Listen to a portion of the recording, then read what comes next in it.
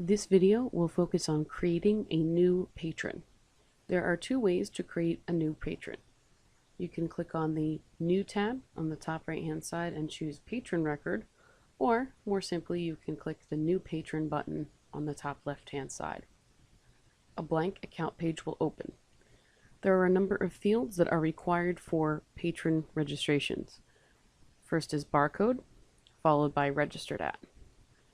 Then a patron code must be chosen. Patron code choices include adult, Buckles Library, which is used for in-house actions, courtesy, Hudson County, institution, which is used for in-town organizations, juvenile, library staff, pay card, rebel, and young adult.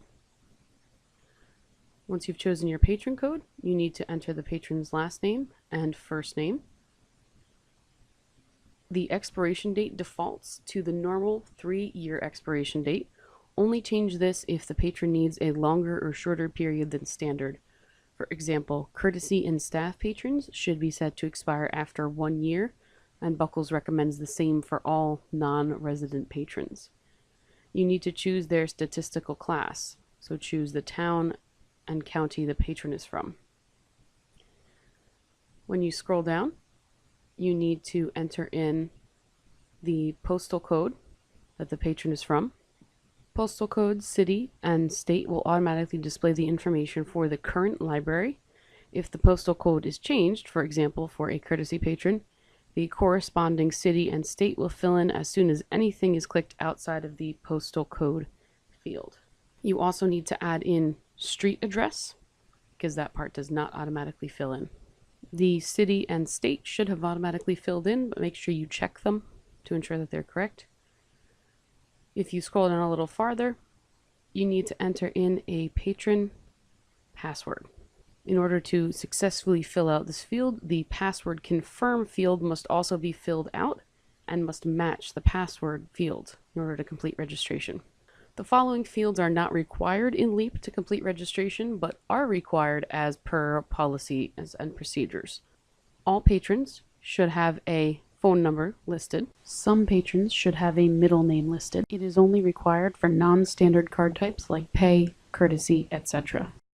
It should be courtesy or library name courtesy for courtesy patrons. The middle name should be rebel for rebel patrons. The middle name should be Hudson for Hudson patrons, and the middle name should be Pay for pay and family pay patrons. Note that for family pay patrons, you should also include family at the end of the first name field.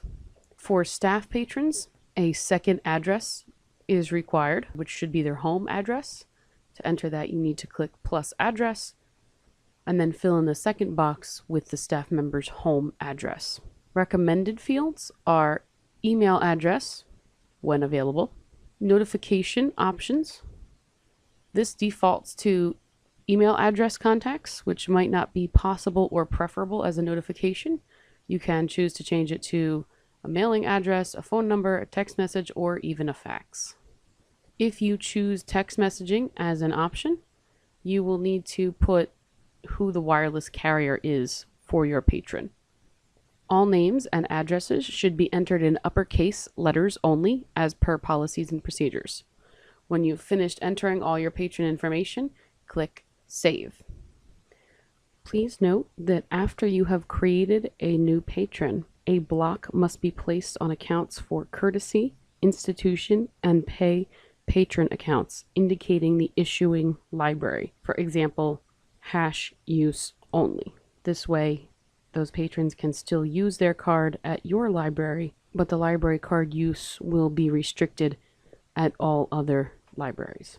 Don't forget to also physically alter courtesy and pay cards so that they are recognizable as non-standard issue library cards.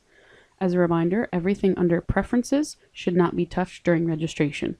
By adjusting these settings, patrons could be opted out of important communications regarding their loans and their account status. If a registration is not saved, it is not possible to close everything on Polaris Leap back to an empty screen.